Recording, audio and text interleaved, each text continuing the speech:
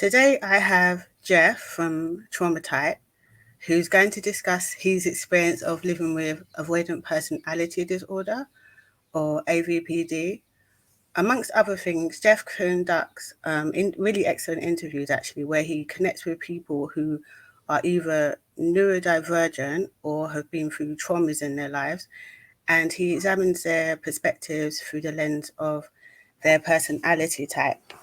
So Jeff will be talking about his channel a little later on. So let's meet Jeff. Hello, Jeff. Hey, how's it going, everybody? Thank you for having me on. Okay, so what I'd like to do with you today is to compare and contrast some of the traits related to our conditions. So that's schizoid personality disorder and avoidant personality disorder.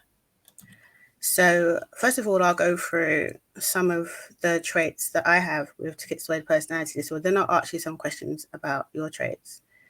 So, schizoid individuals, we tend to prefer solitary activities and have limited interest in social interactions. We tend to be sort of out of touch with our own needs. So, sometimes we don't really feel the need to socialize. We tend to be quite emotionally detached. We because we're emotionally detached, we don't tend to gain as much from being around other people, and so we often find that being alone is our default state. So for this reason, I tend to find that like I can become quite drained from socializing because like I need to sort of adapt my personality into like a more social persona in order to have interactions. And it's like when I'm around other people, I find that that I don't often feel sort of motivated to initiate connections, and I don't tend to also seek out social interactions with other people in general. So, what I'd like to know from you is how do you feel about engaging in activities with other people? Well, I like to do activities that require other people. If I could get away with it, I guess I would like to be more solitary, but I used to do judo. I haven't done it lately in the last year or so because of just time and I'm getting older, I guess, and my body's breaking down. But like an activity like judo is pretty hard to do alone. You can only get so good at doing a martial art on your own. You need a practice partner. You need somebody to test your ability against. And I also do yoga. While I can do yoga by myself, I find it easier with an instructor in a group. And like I go out and I try to do social things. I just don't socialize very well doing it, if that makes sense. All right, okay. Do you tend to feel that you have like a strong desire for social interactions? At times, yeah, at times. Um, I've been really entertaining the idea that I have autism as well. There is a lot of mixed information with avoidant personality disorder and autism. A lot of people think that you can't have one without the other. You can't be diagnosed with the same. They're the two different diagnoses. And a lot of people think that they're just one, that autistic people become avoidant. But I'm sorry, I lost track of the question. What was it? I'm sorry. Oh, do I prefer solitary If activities? if you have a strong desire for social connections, like Oh, yeah, I think with about 1 to 2% of people, maybe. I just want like a girlfriend, a partner, and maybe like one or two friends. And I like we're in a typology and all that. I'm an INTJ. I would prefer an intuitive of some sort, but about 99% of other people, they just really honestly kind of get on my nerves, and that's not a great thing to say, but yeah, I mean, I just don't really have anything to offer them, and I don't think they really have anything to offer me, really, besides, I don't know, just don't really get much from it, I guess. do you um do you tend to find that like your fears and anxieties can sometimes obstruct you from seeking out relationships?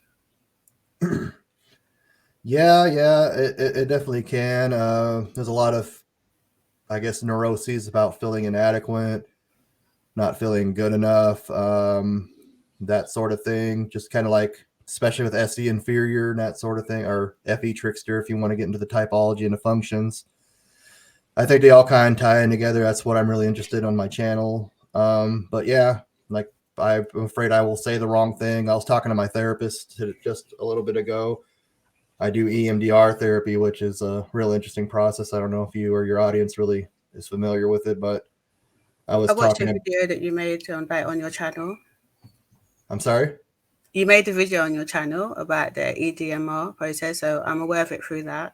Yeah, I can link that to you if you want to share it with your audience if they're more curious about it. Okay. But it's a very interesting process. And while I was doing it, just to make this long story short, like you kind of bring back memories that you're reprocessing. And one of the things I kind of encounter a lot is that fight, flight, or freeze.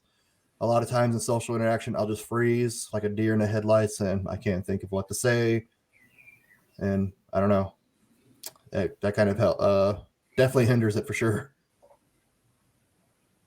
Right, okay. Do you tend to be able to like recognize your relationship needs, or do you find yourself sometimes maybe like sort of putting it out of your mind and just thinking that it's not so important because of the challenges that you have around like making connections?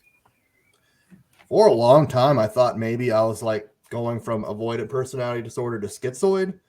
I heard that can be a thing. I Mm. think you kind of just lose a desire when you get older with AvPD to kind of find these relationships, I guess. But I seem to desire it less and less. Like I said, I just want like a girlfriend, someone, to be intimate with, and maybe like 2 or 3 friends max. Plus, I have a son and everything like that. Of course, I want him in my life. But um, yeah, I don't know if that answered your question or not.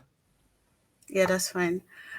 So once you've made a relationship connection, what sort of difficulties do you have in maintaining them, if any?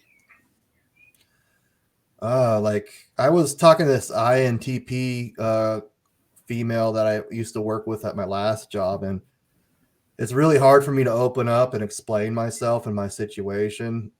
I think a lot of time I just didn't really understand what was going on, but I have a pretty good understanding of it now. But I've been really trying to be more open and vulnerable with people. And I told her about the avoidant personality disorder. She thought I was autistic too. At that time, I wasn't really contemplating it. I started contemplating about 10, 12 years ago. Then I got the autism diet or the AvPD diagnosis, and I kind of dropped the autism idea. But now I'm kind of back on that. But I told her like sometimes I just get overwhelmed and I withdraw. So if I don't talk to you for a while, just try not to take offense to it.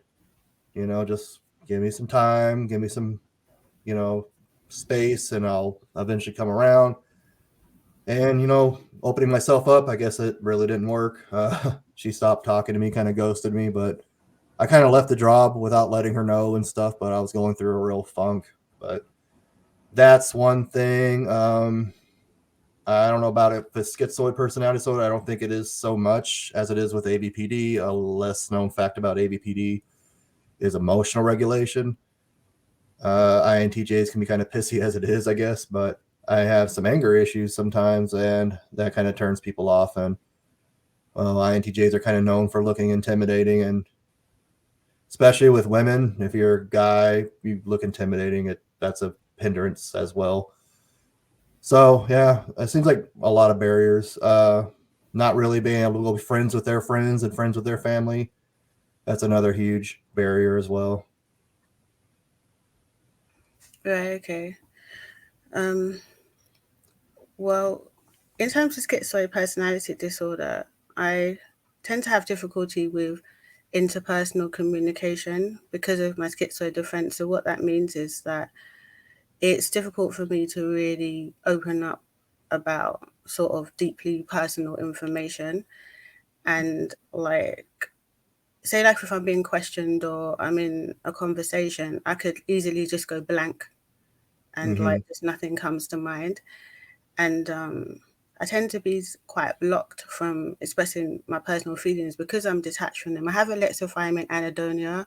Lexophrymia means that I have difficulty like identifying and reading my own emotions. Like I have emotions, but it's almost like there's a bit of a disconnect there.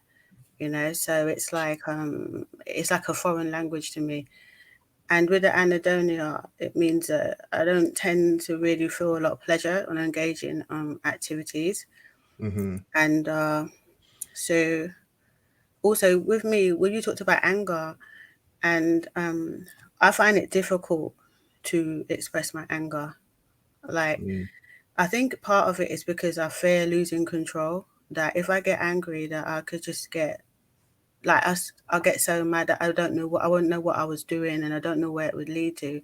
So there's a feeling that I need to just keep everything really tightly packed inside.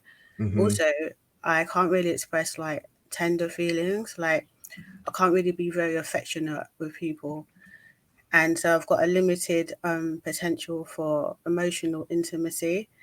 And so like a lot of times I'm not going to seem very warm to other people. Like sometimes I can when I'm like masking, or even sometimes actually I can catch other people's energy and I can get the warmth from them. But it depends. It's sort of a bit complicated that bit.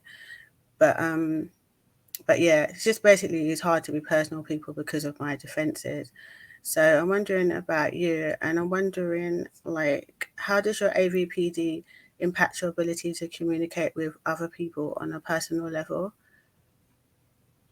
Sounds like there's a lot of similarities. I just want to ask you a few questions on the things that you said real quick, if that's okay. Like you Okay. said that you have restraint expressing your emotions and divulging details about you. Is that out of fear or is that out of just disinterest? No, it's just out of a lack of practice, I think. It's like almost like, say, like the wiring that connects me to that part of myself is disconnected. So it's not like that it's all there, but I'm choosing to hold it back. It's almost an inability Mm-hmm. because it's just not been done. Like it's almost like if you don't engage in a certain activity, the neural path for that activity doesn't develop. Yeah, yeah. So it's just not really like a fear base. It's kind of like a lack of awareness, then, right? Yeah, that's right. Yeah, it's sort of a lack of awareness or lack of accessibility, I think might be another way of putting it. Yeah. It's kind of both for me, I guess. It's out of fear, then it's just like I don't know what to say. Like I was shoe shopping yesterday in the shoe store, and this guy just came up to me, and I don't even know what he said. He said something stupid like, "Hey, validate me. I'm here. Acknowledge me." And I just kind of looked at him like, "What the hell are you talking about, dude?" And I don't know. He walked off grumbling something. But I'm like, "Whatever, man." But your question was, does my AVPD keep me from connecting to people on a personal level? Yeah. I mean, Yeah, communicating. This is sort of like more on the speaking to people sort of basis more than anything. yeah. I think small talk's tough for INTJs begin with, but for me, it's probably maybe a little bit tougher. Seems like a lot of INTJs I've talked to get by on it, but they don't like doing it. But for me, it just, I don't know, it's something that I have a hard time learning. Like I gave the example just now being in a shoe store and this guy, he was talking about like the tread on a shoe or something. I don't know. I was in my own little world just trying to find a pair of shoes and get out, because I don't want to be around That's very people. small talk, though, isn't it? I mean, literally the tread on the shoe. Like, who cares? Yeah, yeah. Like, Mm, I couldn't care less what the dude said. I mean, like, mm. if somebody comes to talk to me about something like theoretical or abstract, I can kind of get by, but talking about the weather or your pets or sports or something like that, I don't care. I think that's also because you're unintuitive. I think that's sort of leaning into that as well, isn't it? Because you're naturally more abstract. So Mm-hmm. yeah, that bit makes sense. And do you like? Can you actually though read your own emotions? Like, do you know what you're feeling and when you're feeling it? Are you aware of it? I think I'm getting better with it. I think with all my past trauma and stuff, I've suppressed it. My therapist has really been working on me with identifying my emotions and if I'm feeling angry or sad. Those are the only two emotions I really feel. I think more anger. Sometimes I feel sad or depressed, but she really tries to stop me and get me to think about it and process it and kind of sit with it and why am I feeling this way? What's the cause of it? What's the root of it? And it's okay to feel this way because, due to contrary belief, INTJs are human. Hmm. So like when it's important for you to communicate to other people how you feel, like, and when I say it's important, like there's like sort of future repercussions to come from it. Are you able to do that? Like, Like I said, I've been doing a little bit better. I've been showing more mm, vulnerability, especially with women, trying to find a mate. Like I talked to you about the last example I gave, this INTP that I worked with at my last job. I opened up to her, kind of blew up in my face, kind of a slap in my face. Like, I showed my vulnerability to you, and, you just kind of threw dirt in my eyes, I guess. But I've been talking to this ENFP lately. She thinks she's an INFJ, but most ENFPs and INFPs think they're a different type. They're not, but that's a whole other story. But she appreciates it when I open up and I tell her, uh, because I thought she was rejecting me, but she was busy. And in my mind, I don't know if you know about attachment styles, but I think I have like an anxious mm-hmm. and avoidant attachment style, like best of Right. both worlds.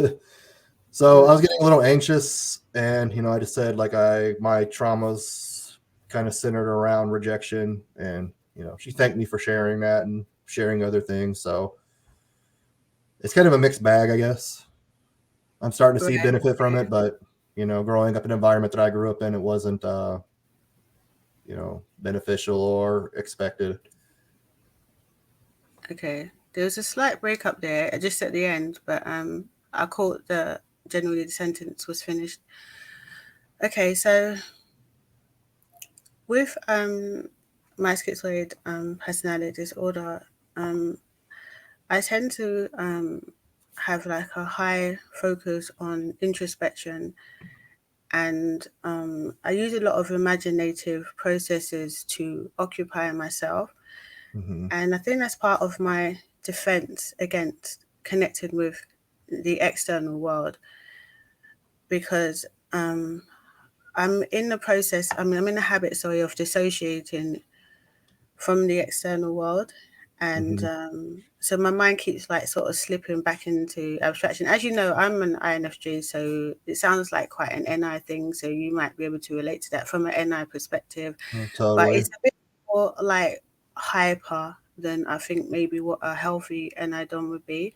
So I'm sort of like kind of psychologically addicted to theorizing, intellectualizing, rationalizing, and I like create people in my mind, and I sort of run dialogue with different characters like through my head, and that can actually mean that I fail to focus on actual tasks and activities that require me to let that be present. Mm-hmm. And I can feel quite trapped in that. Like sometimes there's something that I need to do, and I find it really difficult to actually get on and just move forward in the physical world because of this really strong feeling of not being able to get out of my head. So I wanted to know, do you ever experience the feeling of being psychologically imprisoned or trapped within your own mind?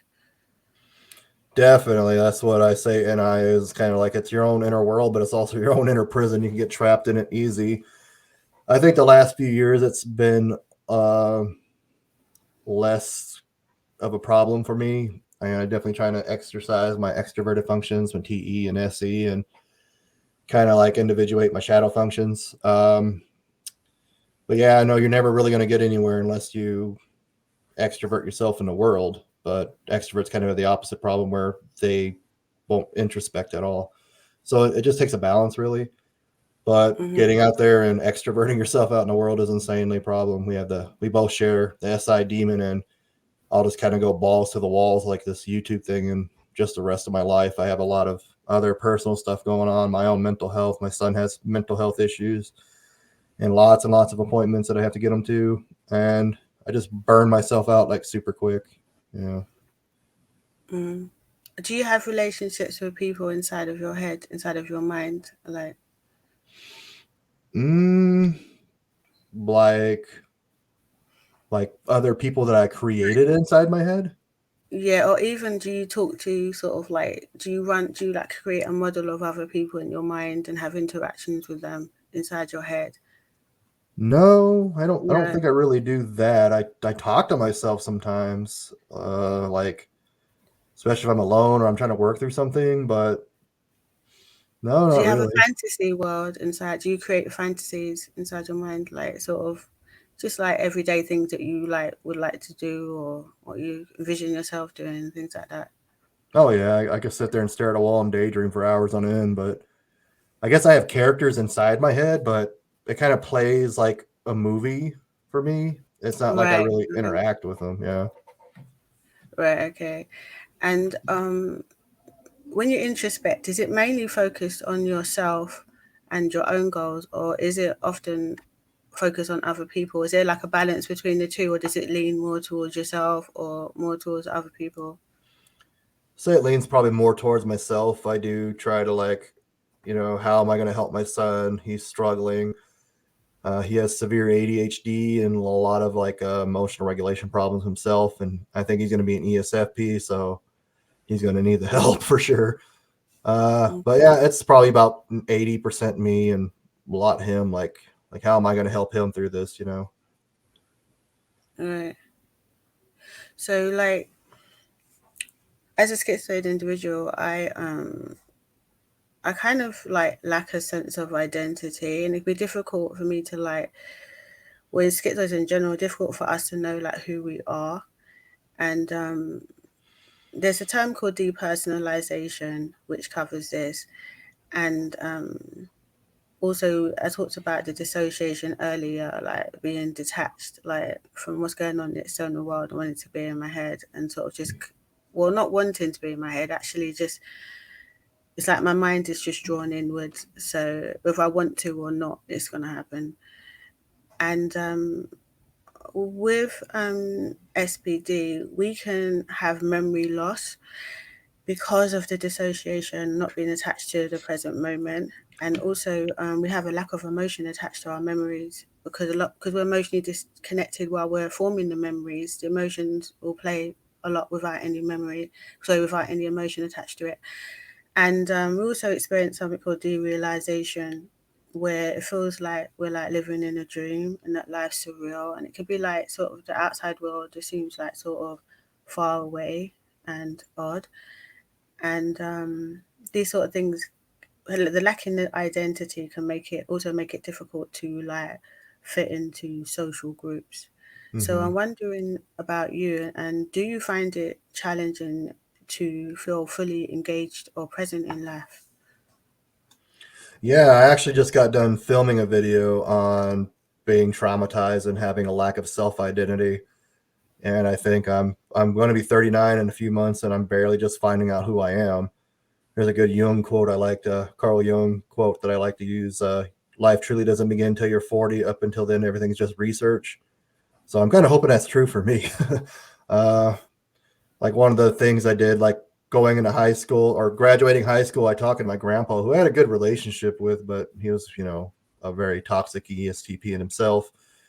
And Mm. he asked me what I wanted to major in. I said psychology, and just one stupid little comment from him saying it was dumb kind of just threw me off. And I kind of beat myself up every day, like, how far ahead could I have been? I still don't have my. I'm gonna go back to school in August to get my bachelor's degree, hopefully, because I only have 33 credits left. But it's just questioning myself my whole life, and changing my majors, and I'm not good enough to do that. A lot of imposter syndrome. I don't know if you're familiar with that term. Mhm. Yeah.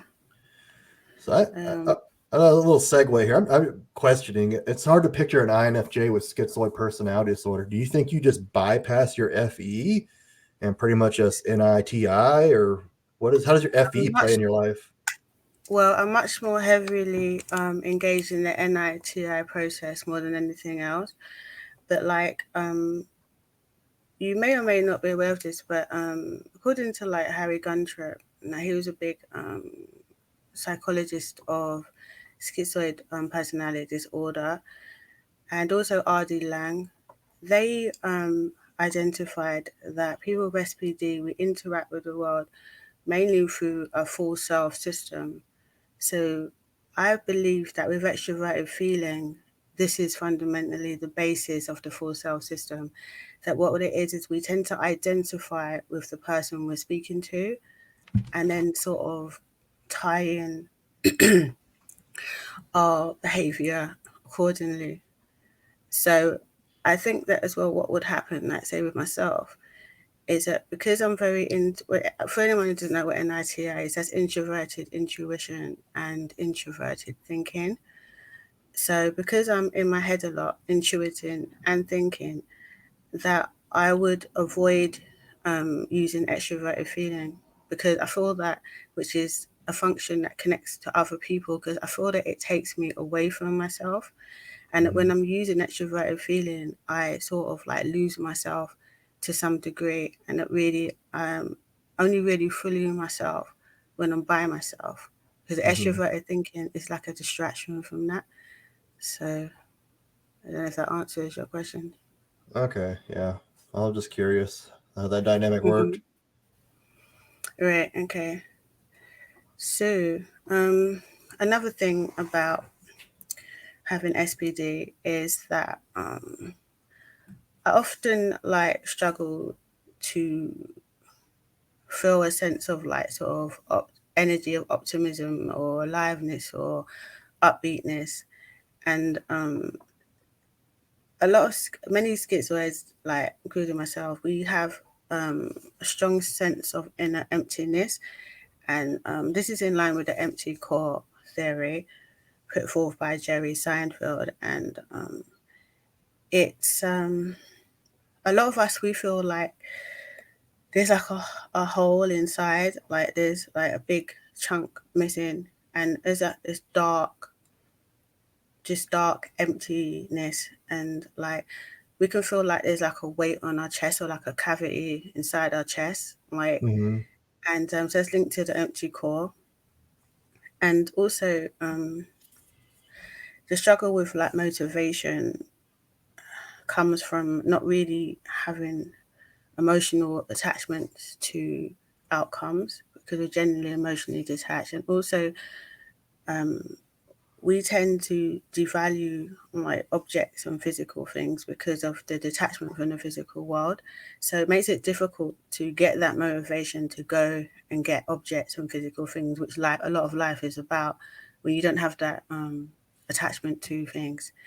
And activities can often seem like pointless, unrewarding, or just ungratifying. And so I was wondering about you, and do you, when I'm talking about the empty core and the emptiness and the missingness, is this something that you relate to at all? Yeah, I think it all ties in, like, lacking a self identity, having a anhedonia, and all that stuff. I just feel like I feel void. I don't feel human at times. Like I just can't connect with people, even though I don't really want to connect people on a macro level, but on a micro level, I guess I do. But when I go and I'm kind of ostracized, like at work or in like a yoga class or even like the grocery store because I'm different, it kind of stings a little bit, just because I still need to get by in life. I need to take care of my son and work and all that stuff. But yeah, I feel like there's something like a lack, like a part of my humanity is missing. Right, okay. And do you have issues with like motivation or like making accomplishments? Like, so you genuinely keep yourself motivated if you need to be? Yeah, I think it kind of comes and goes. Like I just push myself too hard and I burn out real quick. A lot of times, like I'm gonna go exercise for 10 hours a week and work 20, 30 hours on my content, my trauma type channel, and I also have another channel, Astro type, that I've kind of started and been playing around with, and I work 50, 60 hours a week, some weeks just depending. But my work allows me to do a lot of my stuff, my content creation because I work nights. But yeah, or just sometimes where I just don't want to get out of bed, or like I don't feel like working on my projects. I don't feel like going to the gym. I don't feel like being around people. I just want to sit in my room and pet my cat or watch YouTube or read or something like that. Mm-hmm. When you when you do like accomplish a goal, do you tend to feel a strong sense of accomplishment afterwards? I don't know. It's kind of like I could have done this better. It's not perfect. Uh, this is wrong. This is wrong. This is wrong. but I don't really feel accomplished. No, I guess I could like just beating myself up about it, like how it could be better. Not a healthy mindset, but I guess it is what it is. Yeah, um, I see what you mean. I think that from like everything that you said during this interview, it sort of goes along with my past understanding that there is a lot of similarity between SPD and AvPD. So schizoid personality disorder and avoidant personality disorder, they're kind of like cousins. You know, there's a lot of overlap in our traits. Mm-hmm. And for that reason, it can be difficult for some people to actually make the differentiation about like which one they are. And when you look at like psychoanalytic theory, outside of the DSM-5, because DSM-5 has got schizoid personality disorder and avoidant personality disorder as two separate entities. But in psychoanalytic theory, they're actually saying that it's sort of part and parcel of the same sort of condition, but it exists on a spectrum. So you can go from, when you said like you go from being sort of interested in interacting with people, and then you go through phases where you seem more schizoid, like you're not, you sort of leave the desire behind, and you go Mm-hmm. into an isolated state. You know, so there's definitely similarities there. So thanks for answering the question. It's been really interesting, and um, I'd like to talk to you about your channel now. So as I said, like you conduct really good interviews with people who are generally neurodivergent and have been through trauma in their life, and you look at it through the lens of personality type. So could you tell me a bit more about your channel, like your motivations for creating it, and maybe some of your future aims for it? Well, it started out as the INTJ equation. It started as a blog. Then I got enough courage to get in front of a camera. I do make typology videos and stuff, but I did change it to trauma type because one, I talk more than about INTJs. I interview people of all types and all mental disorders. I try to get people on to just divulge about their trauma. It's very, very hard to find people who will do this because there's such a stigma about sharing it. But we all have trauma of one shape or another, and I think bottling it in and pretending like it doesn't exist isn't helpful. So I just want to spread awareness so people can. I always had a problem understanding people, I guess. I want to understand people and I want people to understand me a little bit better. I like to hear different perspectives about people, where they're coming from, what motivates them, what they're sad about, what they're anxious about, what they fear. Just really digging into the psyche of people. And I also make typology videos. And one thing I'm really interested in is specifically personality disorders, like you're talking about the DSM-5. I think they have the personality disorder thing wrong. They have like 10 different personality disorders that are distinct from each other, but I think it's on a continuum. I think certain Mm-hmm. types are prone to developing certain disorders. Really, like there's probably not an extroverted person that has schizoid personality disorder or avoidant personality disorder. Seems like it's usually NTs develop those types, but it's interesting to see an INFJ with schizoid for sure. But yeah, Mm-hmm. I really like to just dig into people and kind of collect data, I guess, in my own head and uh, kind of see where it goes.